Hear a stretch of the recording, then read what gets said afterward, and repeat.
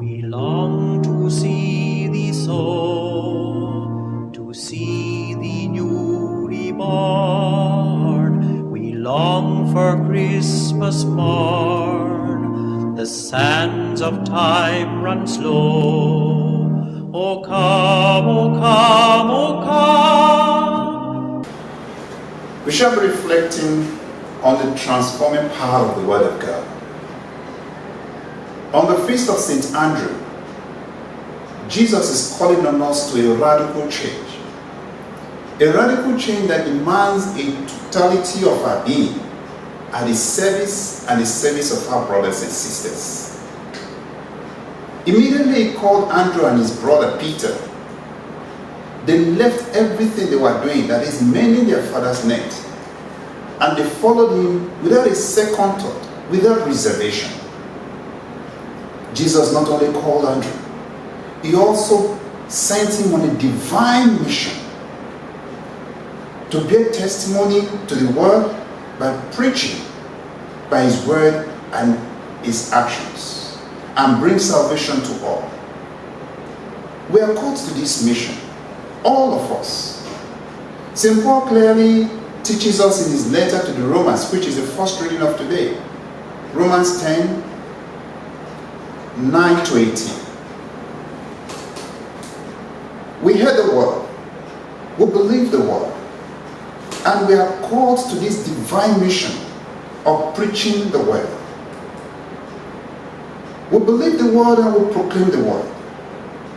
We believe in salvation and we proclaim salvation. The word of God needs to touch our hearts. And when the word of God touches our hearts, then we are transformed. Then we are able to also transmit this word of God to other people. We need not harden our heart when we hear his word. By proclaiming the word of God with our mouth, we need to touch hearts. That is, when Jesus calls us, our heart has been transformed. And we in turn, we now follow this divine mission that Christ has given us, to preaching the word of God to people.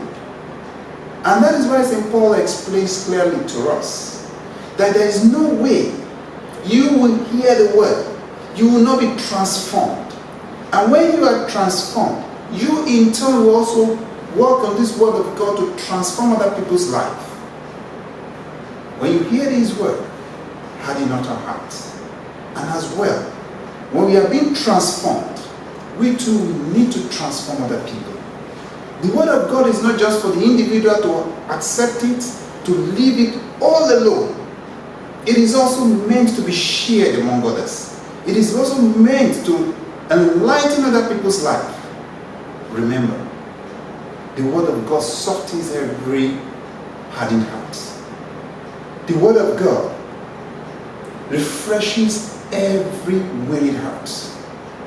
The word of God transforms every wayward heart. Dear brothers and sisters, the Lord is calling you.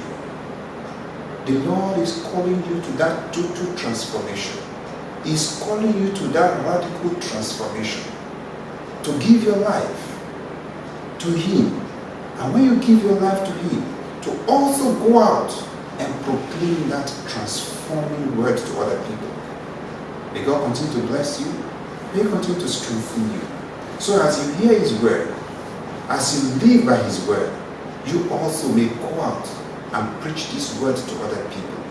May God continue to bless his word in our hearts, now and forevermore. O come, O come, O come, O Savior dear to be. O come, O come, O come.